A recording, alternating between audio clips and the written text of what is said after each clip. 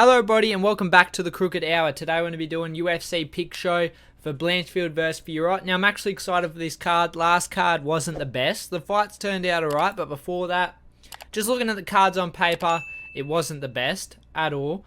But we're going to be going over these cards, starting with the prelims. This is actually out of order, so we're going to be going by the actual UFC card order, which is Angel Pacheco versus Loughran. Now, where is that on this list? Here. So this is the first fight we're starting with. Now this is an interesting fight. I got me notes on the side here as well. Looking over the stats real quick, we got an interesting matchup. We got Angel Pacheco, who's a scrappier fighter. He likes to make a dogfight. His fight against Danny Silva, although he lost it, was a scrap. That's the reason why he's in the UFC. Before that, rear naked choke, submission, KO. But I was going to say this later, but I might as well say it now. I want you to look at these guys' records. 12-8, not the best. 9-13, not the best. 9-14, not the best. 5-2, still not the best. And then he fights Danny Silva 7-1 and loses in a scrap. And on the other side, you got Loughran here. He's a good striker and he has powerful hands, and he's a lot more composed than Angel Pacheco. You know, you got decent opposition for him here, fighting against a lot of undefeated guys, 9-0, Dylan Hazan. And then he gets into the UFC and loses against Taylor Lopoulos, his first loss in his career. But I reckon he could bounce back from that, learn a lot. He's only 27 years old. My pick is Loughran here. I think he's going to get the job done. Going over my notes, I said it's a super close fight.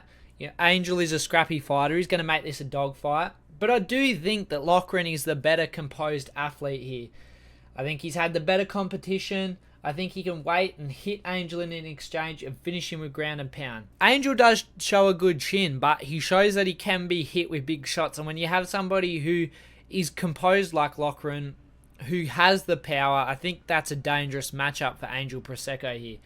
And I ultimately think Loughran can get it done via first round KO late. I know it's crazy because Angel Pacheco, durable, good chin, never been KO'd in his career, but I do think Loughran can put the hands on him and drop him and finish it up with ground and pound. So my pick's going to be Loughran via round 1 KO after a bit of a scrap, and Angel will be looking good until he gets caught in an exchange.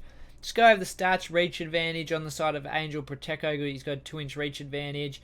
2-inch height advantage. I don't think either man will be going for takedowns here, although Loughran might. He does shoot often takedowns, and he might do that to mix it in a bit, but I can see him getting this done on the feet, in all honesty. Moving up on the card, we have, let me check who we have actually. We have Andre Petroski versus Jacob Malkoun. Now, I had a pretty set in stone winner for this fight. I think Jacob Malkoun is going to dominate Andre Petroski here. I honestly do. I think he's going to dominate Andre Petroski here. You know, he's got a loss against Cody Brundage, but he was on his way to dominating that fight. It was a bit iffy at the start, but you could see that he was starting to take it over. Win before that against Nick Maximov, another grappler who he beat. A win before that, loss before that, Brendan Allen, but I think he arguably could have won that fight off control. Win against AJ Dobson, win against Abdul Hazak Halasal. Just ignore that. Andre Petroski on the other side, loss against Michel Pereira, hard matchup. I'm not taking anything away from that. Fuck, that was 5 months ago already. Jesus Christ. Time flies, guys. Time flies. Split decision win against Gerald Meerschaert. He was arguably losing that fight. I feel like if you want to get to the top and you want to be a top of the middleweight division, you got to beat somebody like Gerald Meerschaert, more dominant than that. You know, like Joe Pyfer did, for instance. Wellington Turman win was nice. Nick Maximov win was nice. I think Jacob Malkoun can get it done here. Going over my notes, I said I think his grappling's better. His striking and boxing is more clean. I also said he has a very nice jab. Jacob Malkoun does have a very nice jab, and he has decent boxing. Like, his boxing is underrated. It's nothing like he's going to score massive knockouts and that, but it's enough to outpoint people.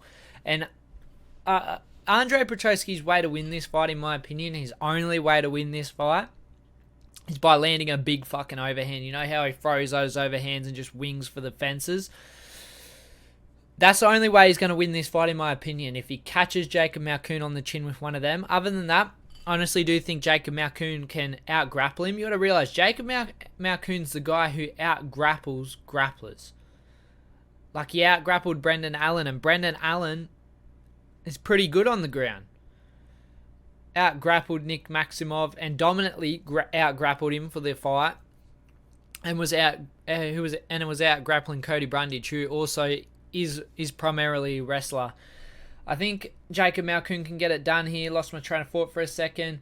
I think he outclasses him everywhere. And I think he's going to win a decision pretty dominantly. Maybe there's a close round in there and you're like, oh, who does that go to? But I think as the fight goes on, 2 and 3, I think he outgrapples him more and more. Jacob Malkoun doesn't take too many risks. He gets to his grappling.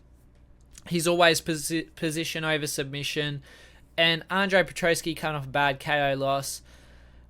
I think he'll be looking for a KO here, and I don't think he'll find it, and I think he'll get wrestle fucked. Going over the stats real quick.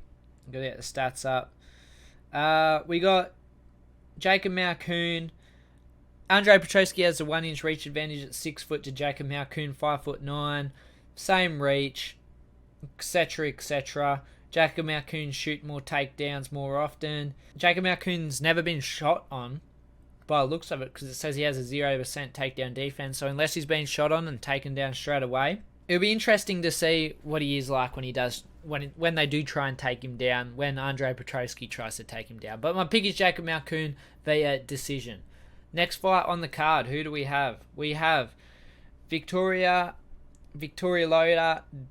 I'm not going to try and pronounce these names, bro. Not like, it's no offense to the people, it's an offense to myself. You know what I'm saying? I can't. Some of these names are just too hard for my vocabulary to pronounce, and it's tough. But we got Melissa Gatto versus Victoria Dudakova. I got it. Fuck yeah. I am going to go with Victoria Dudakova here. I was going to do a coin flip because it's a close fight, but after looking into it a little bit more, I think Victoria Dudakova can get this done. I think she's got the quicker, cleaner striking. It's going to be a scrap on the feet. You know, low women's MMA. I love it. I'm not here to talk shit on it, but it can be a little bit scrappy on the feet. You kind of don't know who won that round because it's just like hit. The other person hits, and it's like, oh, who's actually winning these exchanges? But I think Victoria Dudakova will win the exchanges slightly. Yeah, I think she's got a speed advantage, and she's got momentum on her side. Jinyu Frey win, which is good. Stella Nunes win, which is pretty good. Maria Silva win on the Contender Series. Before that, she was beaten decent people with decent, not great, but decent records. Well, you got Melissa Gatto on the other side. Lost to Ariana Lipski. And then a loss to Tracy Cortez. Tracy Cortez is looking good now, so no fault in that.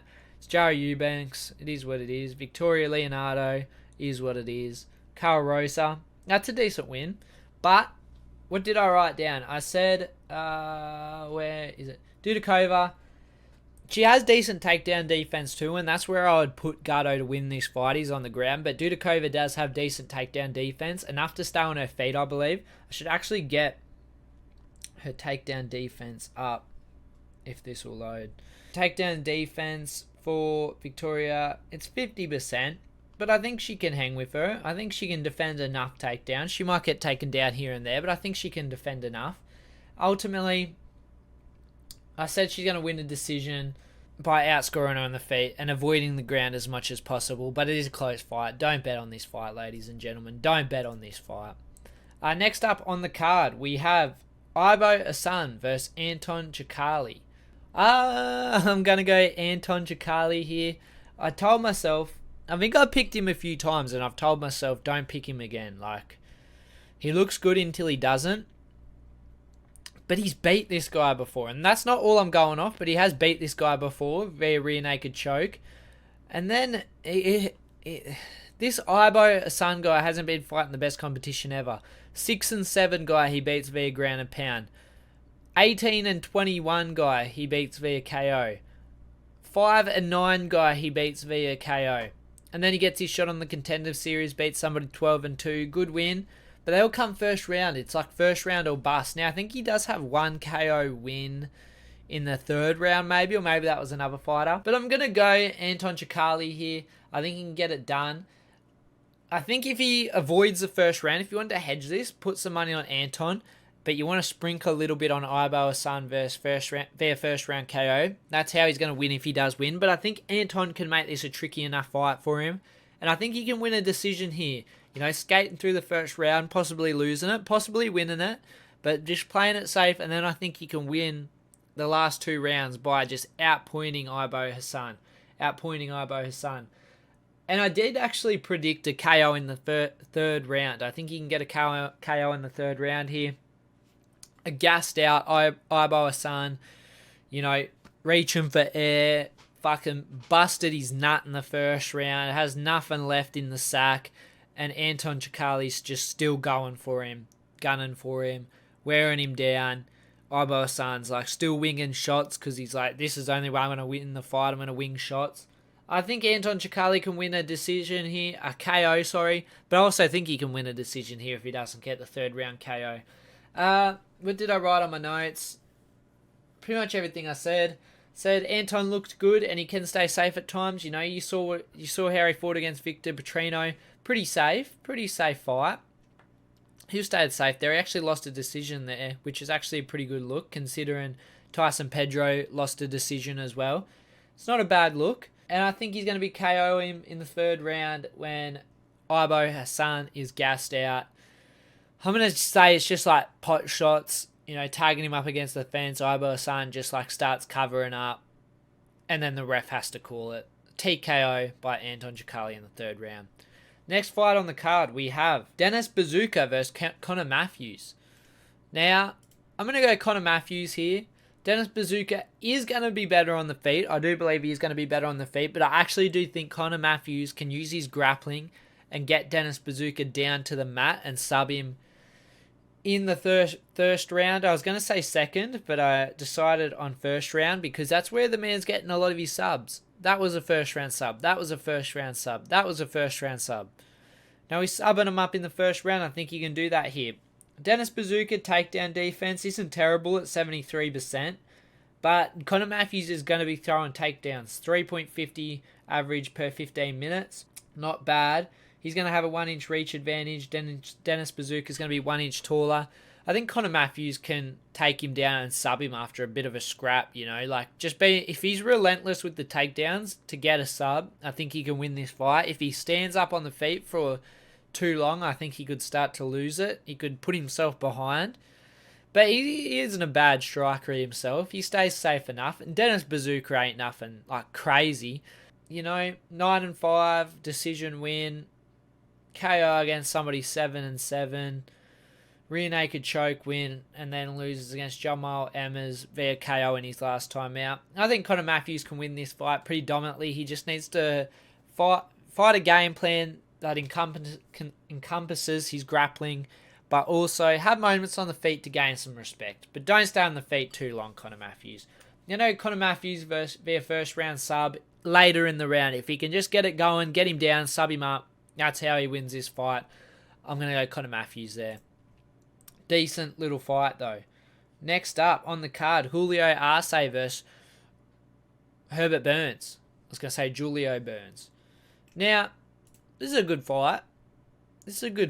And I had to go back and forth in this fight for a little bit. I was like, will Herbert Burns be able to sub Julio Arce in the first round? If not, he's probably going to lose.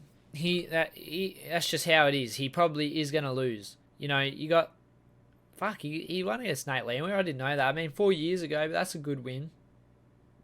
I just think he's going to be I think he's going to have trouble getting Julio Arce down here. I think Julio Arce has decent takedown defense, and he's got dangerous subs of his own too. I could honestly see a wild exchange. Herbert Burns going for a sub, and Julio Arce wrapping Herbert Burns up in a sub. Do I think that's going to happen? No, but is it a possibility? Yes. I really do think that's a possibility. Herbert Burns on the feet doesn't look the best. I think Julio Arce will be able to pick at him, chop at him, just make this a hard fight for Herbert Burns, a frustrating fight on the feet. I'm just going to check my notes real quick. I said he's safe enough in the grappling to escape the first round. Other than that, pretty much all I said. I think he's going to get a finish in the late first round. Herbert Burns, exhaustion from damage. He gave up in his last fight. And I think Julio Arce can pick at him enough to at least give Herbert Burns the thought of, should I quit? And once you get those thoughts, it's not a good thing to have planted in your head. So I think Julio Arce can get a round 2 KO here against Herbert Burns. After a bit of a back and forth first round with Herbert Burns just pushing insane grappling pace, gassing himself up, and giving up. That's what I believe. Next up, we have Virna Jandiroba versus Lupita Godinez. Fun fight. Fun little fight here. Now, Lupita got first. She's got her first advantage. She can actually,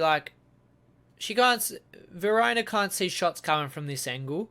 So that's a bit of an unfair advantage from Lupita Godinez, I must say. But I think Lupita Godinez is just better than Virna Jandiroba.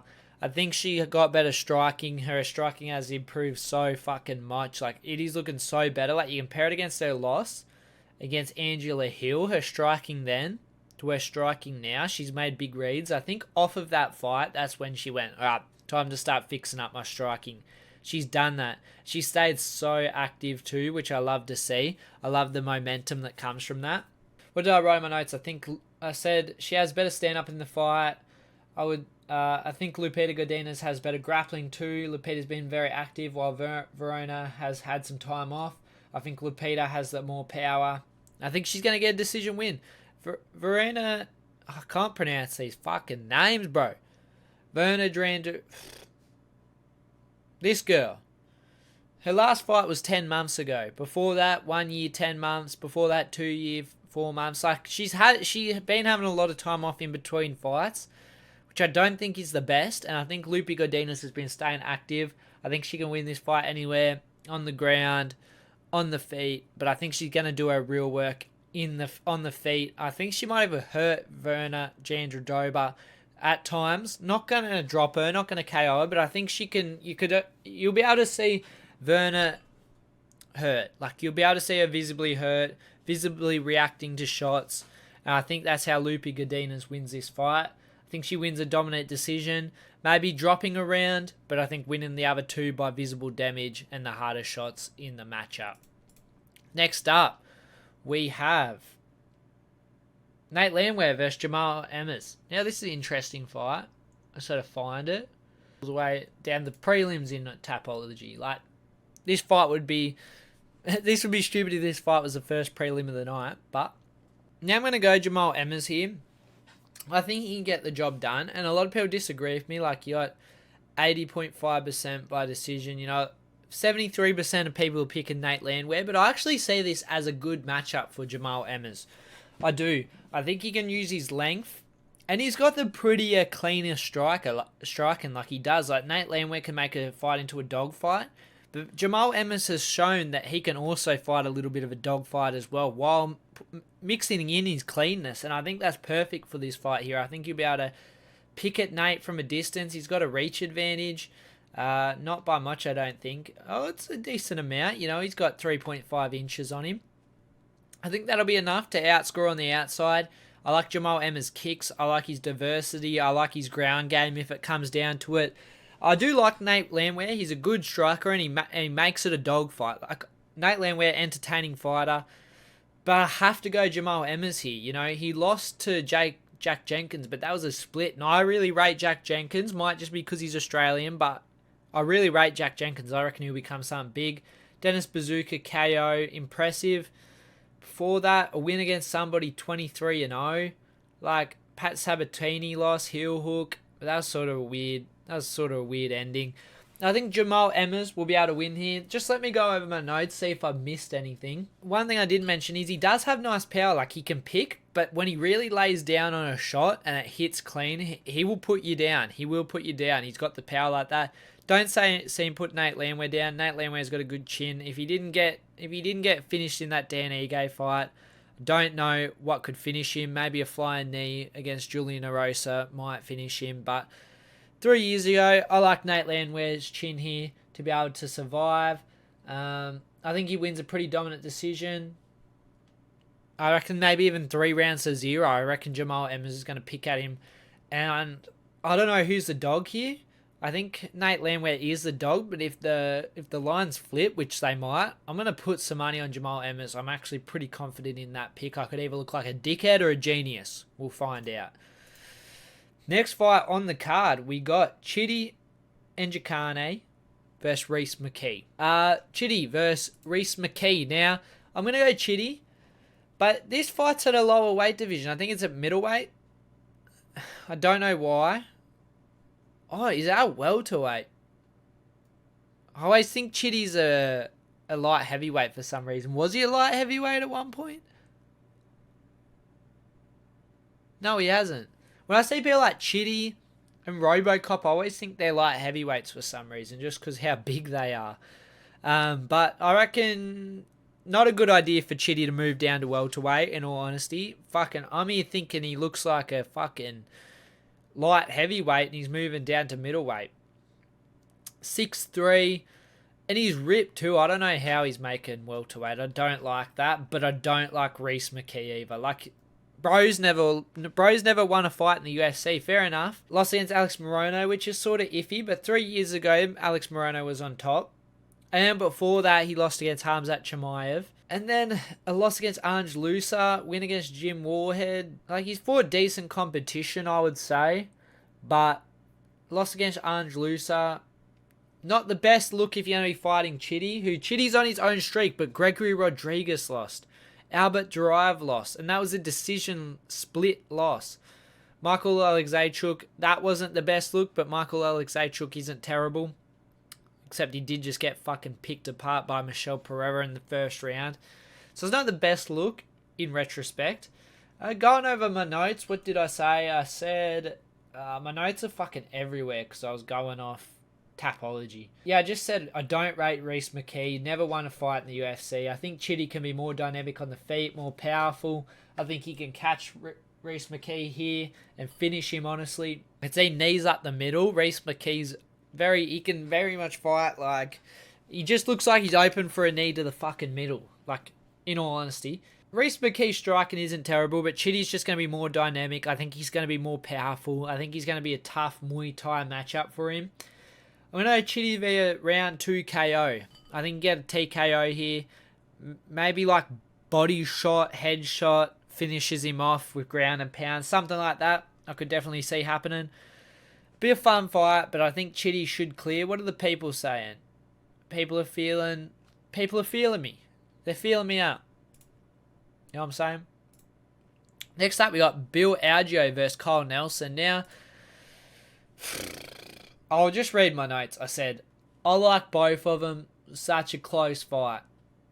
It's the truth. I like both these guys. I've picked Kyle Nelson. I think I picked Kyle Nelson against Blake Builder. I think I picked him against Blake Builder when he was a big dog. And he got the win. Before that, Jai Herbert lost. Billy Quarantillo lost. A draw against Duho Choi. Bill Algeo, on the other hand, always been a fan of him. I did pick Alexander Hernandez against him because I thought that'd be a bad style matchup for him. But he got the job done. Win before that against TJ Brown. I think you can kind of compare Alexander Hernandez and Kyle Nelson in a way that they're both like good composed kickboxers, sort of different, but they're both like composed kickboxers, throw kicks, throw shots. I'm going Bill Algeo though. Like I was tossing this fight up in my head, and I definitely think Kyle Nelson can win this fight. But what I wrote was I said I'm going Bill Algeo. I think he can be more active on the feet, land more kicks more often. I just think he can outpoint Nelson here, and I think Bill Algeo could possibly take this to the ground if he wanted to. Let me check that so I'm not chatting shit. Let me check the stats for the grappling because I could possibly see Bill Algeo getting him to the ground here. But Kyle Nelson is actually the one who shoots more takedowns, but he only has 20% takedown accuracy. 73% takedown defense, which is pretty solid. Maybe it won't go to the ground. I don't see it going to the ground, but if it does go to the ground, I think Bill Algeo's got the better jiu-jitsu. I think he can use the ground game to his advantage here. If, say, Kyle Nelson slips and Bill Algeo gets on top, I think that could be a big threat here. But I think he's just going to pick at him. Close fight on the feet, but I think he's going to be more active. Not even landing the more damage. Damage might be similar, but I just think outscoring him here. I think that's what I could see here. Like, teeps to the body. Cole Nelson, he can sort of wait sometimes. Bill Algeo's just more active. Let me double check that too, so I'm not chatting shit. Let's see the stats for strikes thrown per minute. Yeah, this is what I mean. Bill Algeo, 6.11 significant strikes landed per minute. Cole Nelson, 3.46. Higher accuracy too for Bill Algeo. I just see that's how the fight's going to go. Pretty confident in that too, that he can outpoint him, but you know, Cole Nelson might win a good shot, but he's not really a KO guy, so you never know. Next up on the card, we got Ruziboev. I'm just going to pronounce his last name. Ruziboev versus Sodikus Dumas. Sodikus Dumas. That's just what I'm going to say. Black is Ruziboev's nickname. Black versus the Reaper. Why the fuck would you nickname yourself Black? Interesting, but is he wearing freaking esports gear, bro? Is he wearing esports gear there? Oh no, that's just what it looks like. But I am going to go Ruziboev to beat Sodikus Dumas, and I think he's going to do it in the first round versus sub. Now, Dumas could look competitive in this fight. I'm not against that, but I do just think Ruziboev looks better, you know.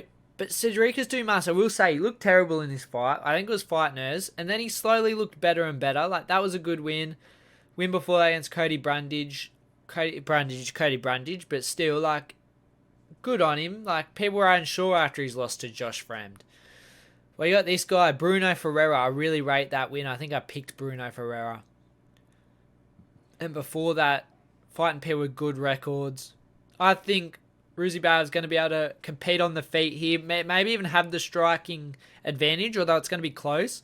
And I think on the ground is where he's going to really win this fight. I think he's really going to win this fight on the ground. What did I write? Ruziboev.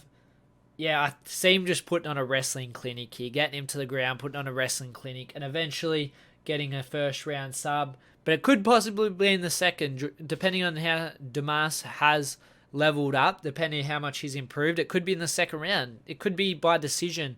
But I think he's going to win this fight nonetheless, and I could see him subbing up Dumas. Moving on to the next fight. Chris Weidman versus Bruno Silva. Chris Weidman, why take this fight? Why keep fighting? Why not just retire, get a desk job, live your life after you fucking snapped your fucking leg apart? Like, why? Why come back? I don't understand. I know, one last run, but why can't you just be happy with what you've done instead of ruining your record even more? I don't understand it. I don't like it at all. I don't like this matchup for him at all. Like, let's look at the people. You know what I'm saying? I think Bruno Silva will be able to KO him here in the first round. And it's going to be sad. I don't want that to happen. I hope Chris Weidman wins. I want him to win and retire. Just fucking leave, bro. You're nearly 40 years old, mate. You know? You fucking snapped your leg apart and you're still trying to be here fighting? My cat's throwing up because it's so fucking disgusted. Sorry, got distracted by my cat throwing up. Now, yeah, Chris Weidman's going to get slapped. I don't know why the fuck he would do this to himself. He's nearly 40. Chris Weidman, you should just ride off into the sun, mate. Why? It upsets me. I'm not even a Chris Weidman fan. I wasn't here to watch 5 years ago. I started watching probably fucking around this time. But you're a legend in the sport, and you're here fucking coming back after you snapped your leg nearly 40 years old, mate. And now UFC's trying to give you a hint of you getting KO'd against somebody who looks like they've just fucking went shit. I mean, the Gerald Meerschaert fight, I'll never fucking understand. Bruno Silva versus Gerald Meerschaert, I'll never understand. I don't know how that fight went the way it did. Like, he came off a fight against Alex Pereira. almost winning it. Like, not winning it, but very competitive fight, landing his own shots. Next fight, Gerald Meerschaert loses and gets dropped by Gerald Meerschaert when I don't think he got dropped at all by Alex Pereira. Maybe I'm wrong. I know he got hurt, but I don't think he got dropped, but he got dropped by Gerald Meerschaert. Gerald Meerschaert has more power than Alex Pereira, you know? Brad Tavares win, which I like, by KO. I like that. Brendan Allen, rear naked choke. Shara Magomedov, which he looked good in. He looked good in that fight. Shara, for all the hype and that. Bruno Silva looked good. I think he's going to KO Chris Weidman in the very first round. Brutally. Chris Weidman will be coming in. He'll probably throw a leg kick because, I got to throw a leg kick to check my legs all good. Bruno Silva will fucking throw a straight right over the top. Wobble Chris Weidman. Chris Weidman will panic shoot. Bruno Silva will get top position and pound his head into the fucking canvas. And then Chris Weidman will still want to fight another fucking fight. Like, cool. Fucking ruin your record a bit more, mate. Disgusting behaviour. No, just please win Chris Weidman and then retire. That's what I want. I don't hate you, I just think it's fucking stupid that you come back and fight, you know what I'm saying? But I respect it. A little. Next up, we got Vicente Luque versus Njokuani Buckley. This is a fucking hype matchup. I didn't even know about this matchup. Or maybe I did and I forgot. But I like this matchup. And I think Buckley can win it.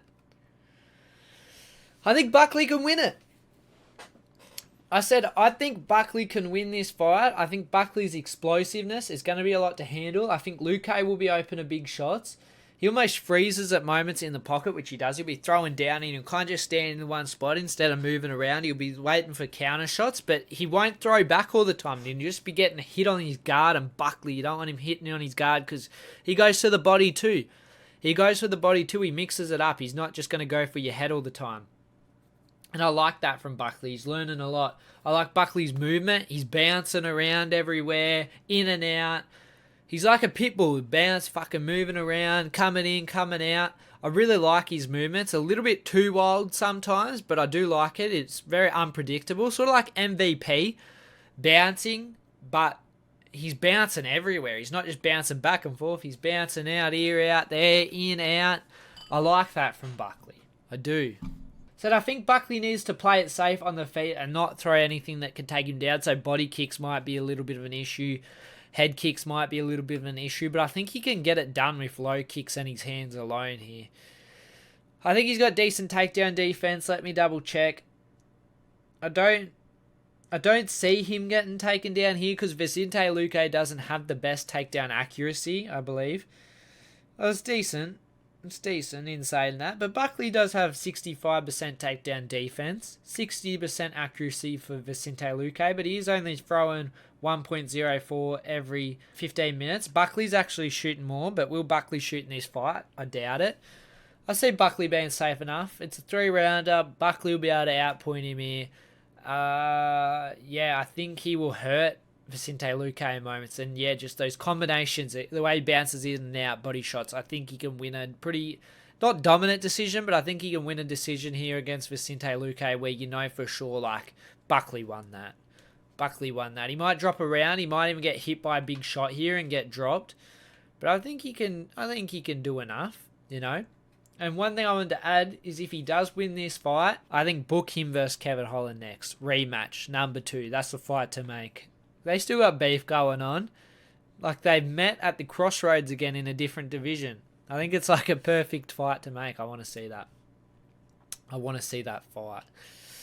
Next up, Erin Blanchfield versus Manon Fiorot. Now, I like both these fights, but ain't nobody beating Erin Blanchfield. Ain't nobody beating Erin Blanchfield. Erin Blanchfield's a GOAT. Like, I can joke around all I want, but Erin Blanchfield is really good, and I see her winning this fight. Like, let's compare records, because they're both good. Rose, Talia. Talia's arguably a harder test now, in my opinion. Caitlin Shimura, hard test. Jessica Andrade, hard test for somebody like Erin Blanchfield. Molly McCann And Jennifer Meyer. JJ Aldridge. Bruno Silva. Okay, she wins her there. She beats her there. Miranda Maverick, that's a good win. Tabitha Ricci, that's a good win. They both have good wins. I'm going to stop chatting shit here. Now, Manon Fiorot has a 3-inch height advantage here. But, interestingly enough, Erin Blanchfield has a 2-inch reach advantage here, which can do her well.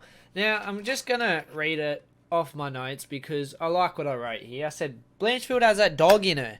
In all seriousness, she does have that dog in her. She doesn't like to quit. She doesn't give up. She's in there for a fight.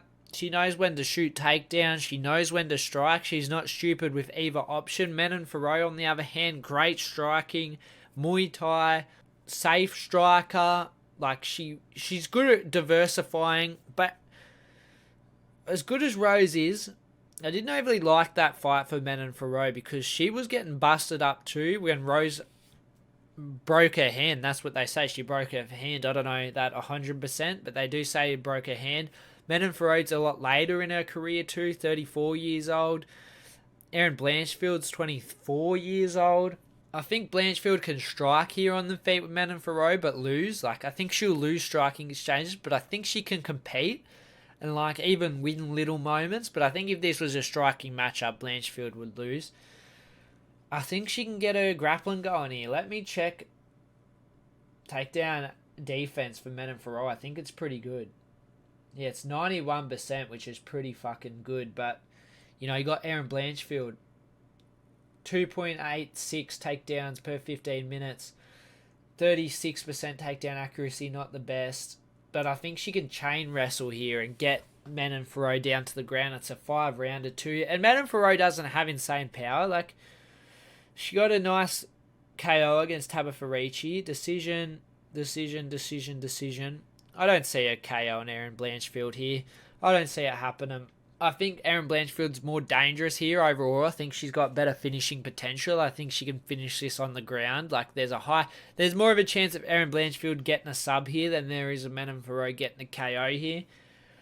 And I think she wins via round 4 sub after a back and forth scrap of maybe Manon Fiorot winning the first 2, then Erin Blanchfield slowly taking over. I could see the fight going like that. Erin Blanchfield getting her grappling going in the 3rd and 4th and eventually getting Manon Fiorot in a dangerous position and subbing her up. But she could get her grappling going earlier than that.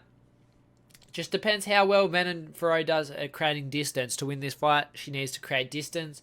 For Erin Blanchfield to win this fight, she needs to make it more of a dog fight, get in on the middle, and sub up Manon Fiorot. But I'm going round 4 sub by Erin Blanchfield after a back and forth fight.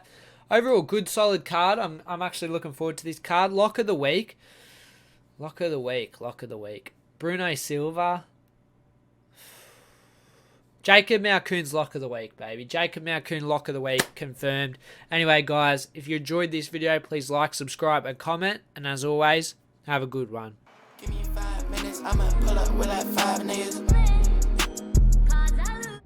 Give me 5 minutes, girl, I'ma be right with you. If you're vibing right.